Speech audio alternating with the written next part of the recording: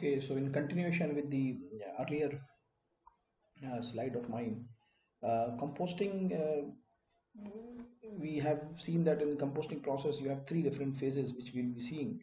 And in the composting process starts with the oxidation. In the first phase you have oxidation of easily degradable organic matter. The first phase is known as decomposition, second phase is known as stabilization, and the third phase is known as composting. So in the decomposition process you have the easily degradable organic matter, and in the second phase the things get stabilized. Okay, in the stabilization process the mineralization of slowly degradable molecules, and the more in the humidification process you have more complex process such as humidification of lignocellulose of components. Now, what is lignocellulosic component? In which it has lignin and cellulose. So in the forthcoming slide I will tell you what lignin is and what cellulose is. The main product of composting is called compost, which may be defined as stabilized and sanitized product of composting, compatible and beneficial to the plant growth. Because this compost, once will be formed from the agro waste, it can be further used for the adding it into the plant growth forms. So it should not have pathogenic forms into it. The compost should have completely minerals, nutrients available in the compost along with the non-pathogenic organisms, good microorganisms. Now, substrate for composting, the substrate should be biogenic. That means whatever substrate which you take, it should not be man-made. It is biogenic, that originates from biological activity. So I said with the initial of this lecture that due to photosynthetic activity, due to photosynthetic agricultural practices, a lot of biogenic substrate gets formed. That is what we are saying it as lignocellulosic waste. So this means essentially that all level substrates are either of plant, animal, or microbial origin.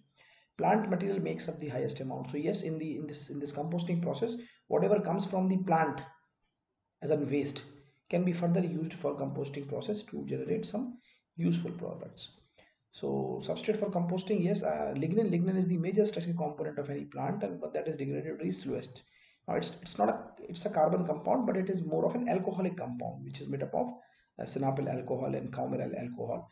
So degradation of lignin is primarily accomplished by fungi, and fungi are the organisms which can degrade lignin. So white rot fungi like Trematis versicolor and Strium hirsutum, false turkey tail, they are the potential degrading lignin in the nature. So they are used in the composting process. Second is cellulose.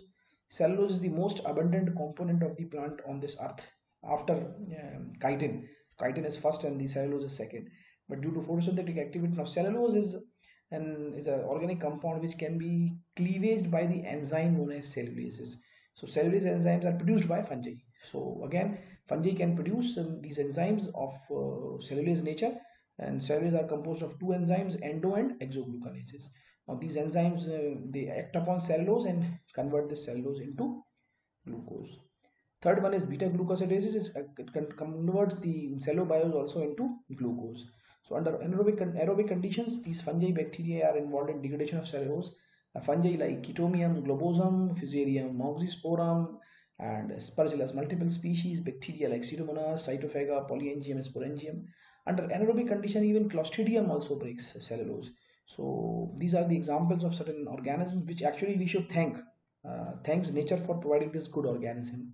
Okay, and not a bad microorganism like coronavirus or some bad bacteria which cause diseases. So these fungi and bacteria are good bacteria in the nature. Third substrate is for composting is hemicellulose, which is also known as xylan. Among the hemicellulose is the most important and found in the straw and bagasse.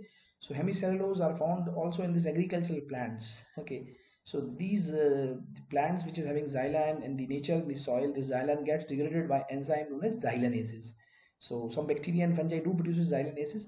Similarly, between the cells wall, the pectin is there. Now, pectin is degraded by enzyme pectinases, which is very common among fungi and bacteria.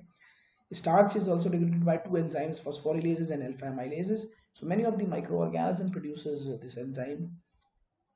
Now, composting is a discontinuous process. When I am saying discontinuous process, the different phases, they are actually very well segregated with time. Of course, not with space, but with time. So the constant change in the condition, temperature, pH, aeration, moisture, availability of substrate is also observed. Microbial consortium present at any point of time should be replaced by other in short intervals. So in generally accepted that composting process essentially is a four-phase process. So we specifically seeing these four phases. A temperature range of psychotolerance. Psychotolerance means which can grow at lower temperature. Mesophilic, which grows at 37 degrees centigrade, and then the thermophilic organism during composting. So it goes to a high temperature between 50 to 60, somewhere around 54 or 55. Okay. First phases is the mesophilic phase, and in mesophilic phase the temperature ranges is between 25 to 40 degrees centigrade. In the first phase, also called as starting phase. Okay, and here we are actually studying how this compost gets prepared. So compost gets prepared by four phases. First one is the mesophilic phase, in which the energy rich easily degradable compounds like sugars and proteins are abundant, and they are degraded by fungi, actinobacteria and bacteria. In compost, worms, mites and millipedes and other physofauna develops during this phase, which mainly act as a catalyst. The metabolic activities slowly rises the temperature. Okay, so temperature increases. Next is the thermophilic phase. In thermophilic phase, you have organisms adapt to higher temperature, get a competitive advantage, and gradually they replace the mesophilic microbes. So microbes which goes for a mesophilic metabolic activity are different, and then the thermophilic microorganisms actually are different. The decomposition continues to be fast and accelerated until a temperature of about 62 degrees centigrade is reached. Thermofungi do have a maximum growth between 35 to 55, while high temperature usually inhibit fungal growth. Okay, so specific fungi are used there. Third is the thermophilic phase. In thermophilic phase, thermophilic bacteria and actinobacteria like streptomycetes and other actinobacteria are known to remain active also at higher temperature. Now, despite the destruction of most microorganisms beyond 65, the temperature may rise further and may exceed 80. So this is due to abiotic exothermic reactions, but these thermophilic bacteria actually plays a very important role in this composting process. And some tolerant is temperature is not achieved in the different zone of compost pile. Therefore, regular turning of composite pile is required. I mean, the people go on. I mean, turning. Now, when you saying turning means mixing. Turning means mixing of the compost pile, so that it should have a uniform temperature being maintained across the pile. If turning is not done, then some portion would be having higher temperature and the other portions would be having less temperature.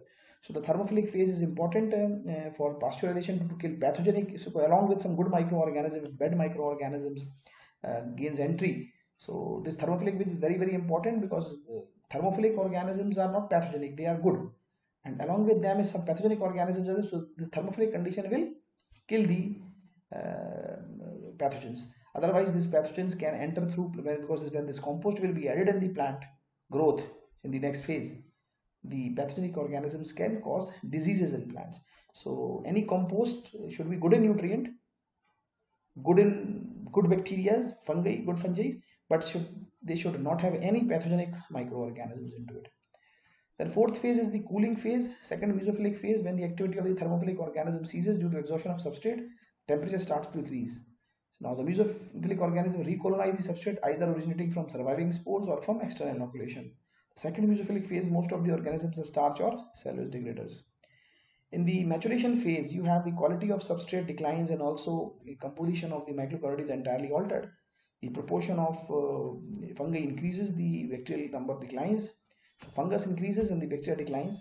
Computer compounds that are not further degradable, such as lignin and humus complexes, are formed and become predominant. Now, what are the microorganisms which are involved in the composting process? Varieties of bacteria like Bacillus, Pseudomonas are involved in the composting process. Actinobacteria are involved, which are prefers neutral and slightly alkaline pH. Several actinobacteria like thermotolerant and thermophilic with temperature ranges from 50 to 60.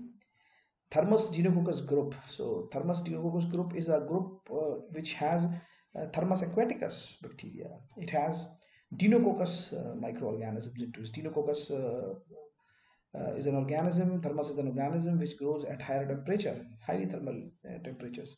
Number of autotrophic bacteria were isolated from compost, and these non-sporing bacteria grows at 60 to 80 degrees centigrade. Now, if you see the overview of the phylogenetic group, the bacteria which are predominant in this process of composting, Pseudomonas, Putida, or the Thylosarcina, Trichobium. Okay.